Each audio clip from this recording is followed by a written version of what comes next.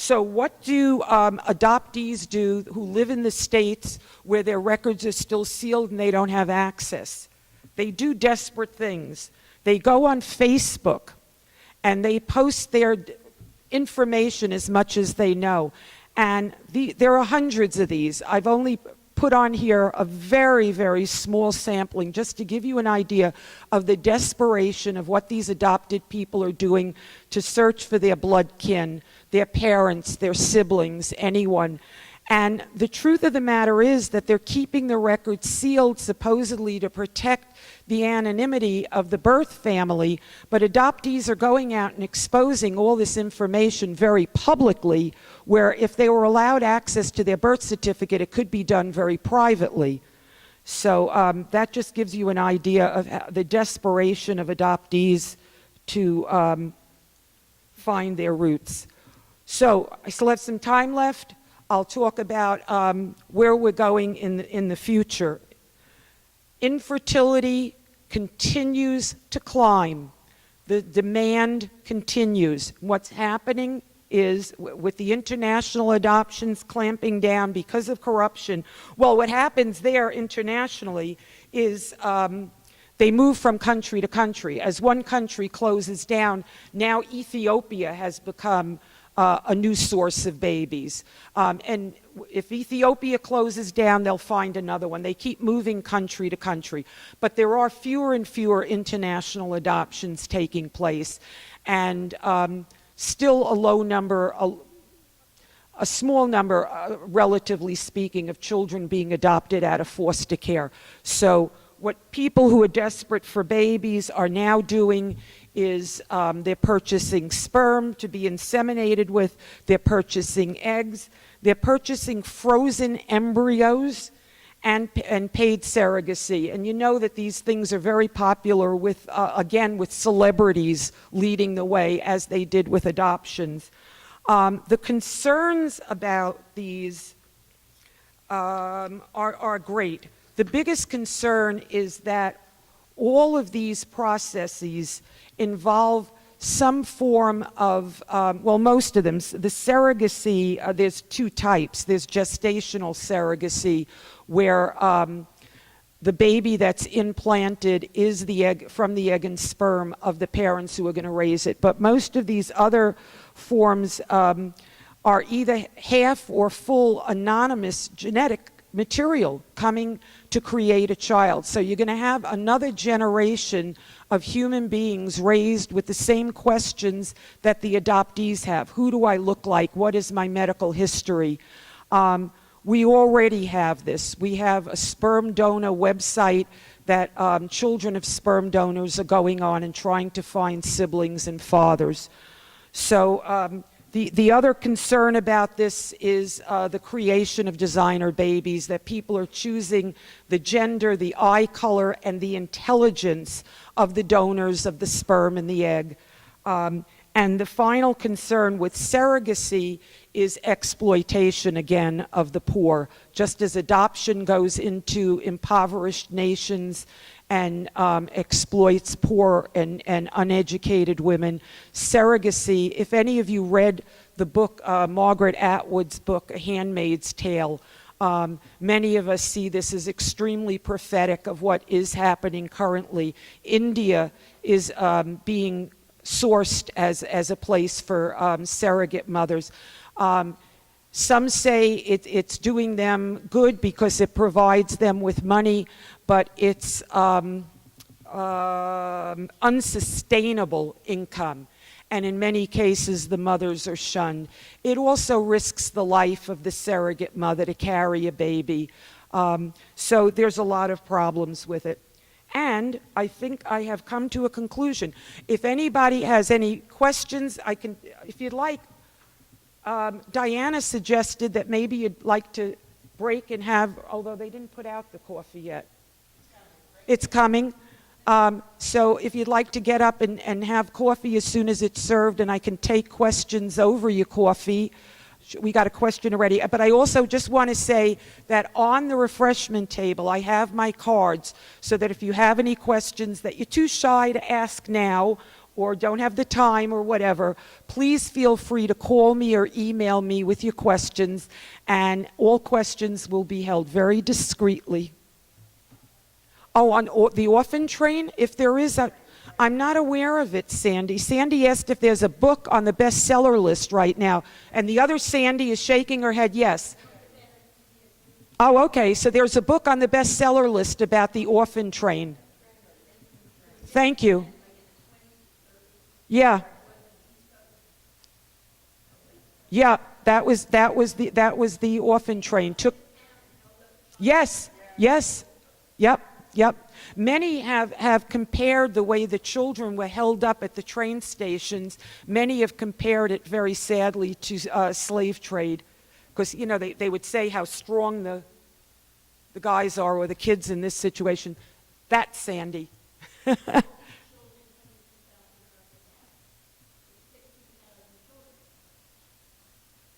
Oh, the children that are coming in now, the immigrant children. Thanks for bringing that up, Sandy. Thanks for bringing that up. It is a concern about the refugee children. They're talking now about giving refugee status at least to the children. My feelings on this are unique. My feelings are rather unique. And probably different than most of even my most liberal friends.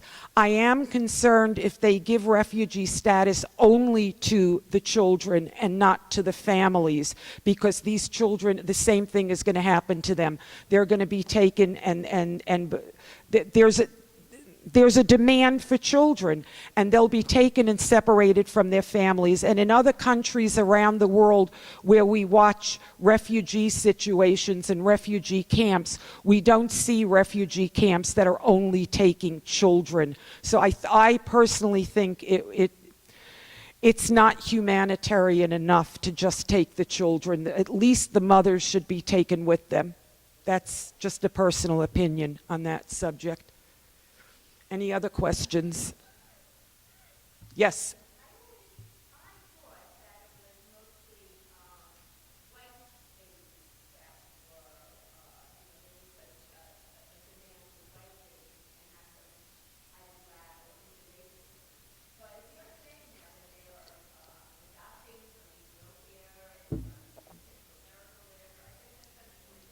It's always confused me. The question was that she was always under the impression that white children were more in demand. Yes, white children are in the demand. Let me say this. Children are priced. You saw in one of my slides, you saw the babies with the price tags on them. Children are priced by race, age, and health. All of those factors go into how much the adoption is going to cost, because they're priced by what people are willing to pay for them.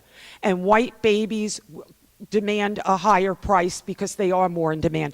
The reason Russia was such a popular country is because they are blonde-haired, blue-eyed babies, okay? And people were willing to overlook, they just didn't hear when the adoption agencies told them these kids are coming with problems, and they were like, I don't care, I want a white, blue-eyed baby, whatever. It always amazed me, though, that for many years, children were coming in from Central America, from Guatemala. And it's recently they're coming from Ethiopia. And I think that Angelina Jolie and Sandra Bullock popularized that, and it's become the new liberal badge to adopt a black baby, and it always was to some extent. That always did exist for some extent. But it always amazed me, the large number of children that were coming in from Guatemala when nobody would want to adopt, or very few, or people would turn their nose up to interracial children and Hispanic children in foster care, whether they were Puerto Rican or Mexican. And we still do in this country. Look how we treat Mexican immigrants. We turn our nose up at them, but yet the children are cute and we'll take in the children. It's a dichotomy that has always befuddled me. I've never quite understood that. I do also want to say that one of the other reasons that people have stated that they choose international adoption over domestic is because they want the children free and clear of any ties that would bind them and any interference. They're still concerned about interference from the birth families. And they know that if they adopt domestically, either infant adoption or through foster care, there's more of a likelihood of the birth family finding them or the child finding the birth family. They want kids with no strings attached, is why international adoption has been very, very popular for a long, long time. Yes?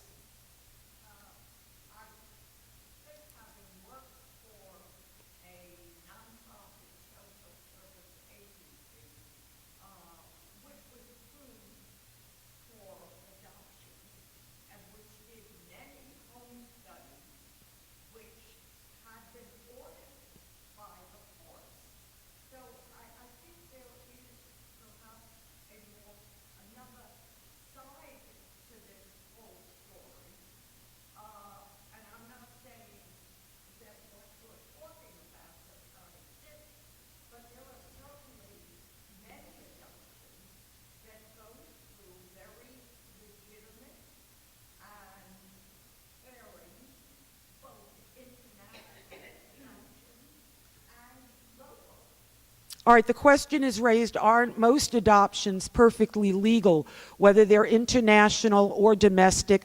They're legal, they're regulated, there's home studies done. Yes, yes. The problem is, and the woman who authored the Houston law article that I quoted, the most recent article that I quoted, she was talking about international adoption, and she goes into this in great length. The problem is that the regulations that we have in this country over adoption agencies regulate what happens in this country. The corruption, most of it, occurs overseas. We have no control over that.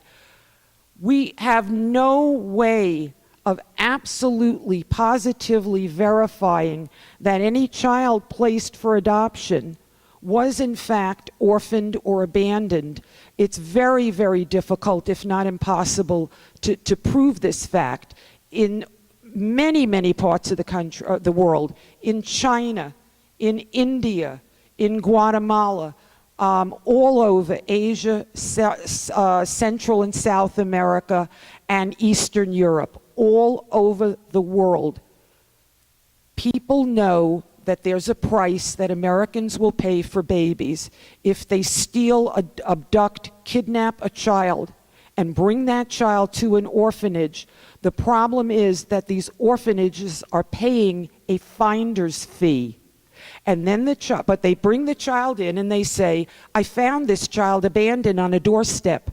How do you prove or disprove that fact? I wanted to make the point earlier. I'm glad you brought this up because you reminded me of a point I want to make.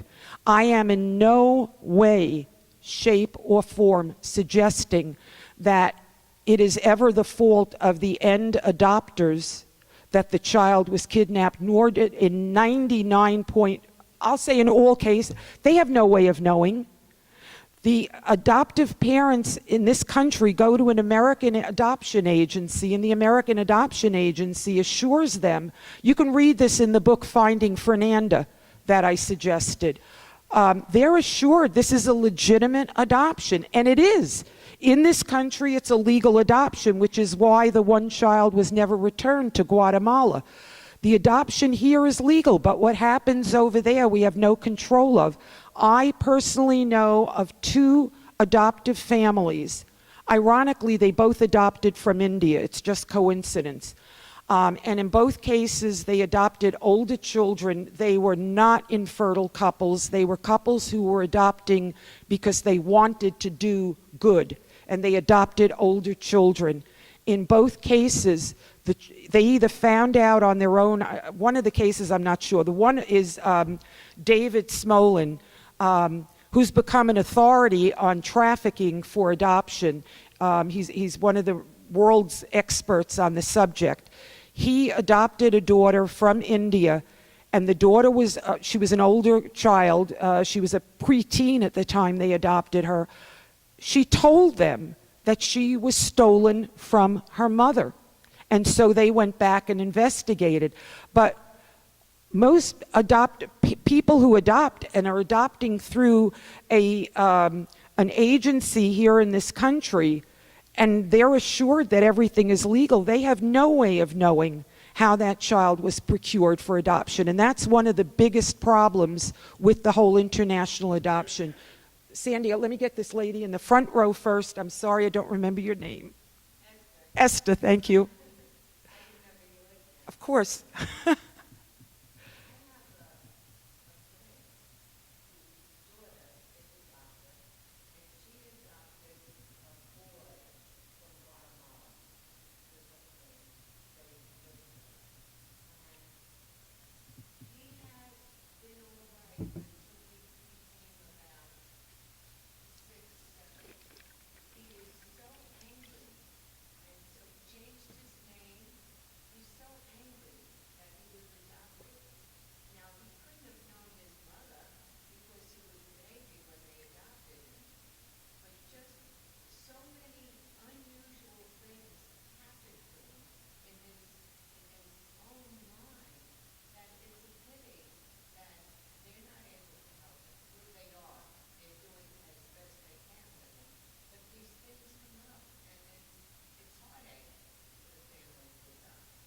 Esther shared about a friend who adopted a boy from Guatemala who has a lot of anger over his adoption. This happens. Adoptions are interpersonal family relationships, and they run the gamut. It's like asking the question, are all marriages happy? Are all families stable and happily ever after? You know, problems arise. There are unique problems for adopted persons, and there are very unique problems for interracially adopted children. I highly recommend that the family read the books that I suggested, written by Jane Jong Trenka, on how internationally and interracially adopted children feel. It's quite awkward for them in many cases, and some, you know, anger, some people keep it very well hidden. Some people express the anger more. Yes?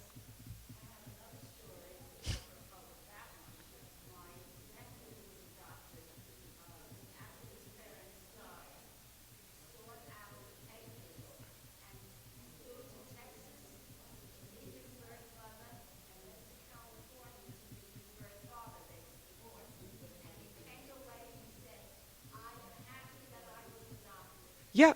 Like I said, they run the gamut. They run the gamut like any other relationships. Diana? Yeah, let's stop and have some refreshments, and you can keep asking me questions.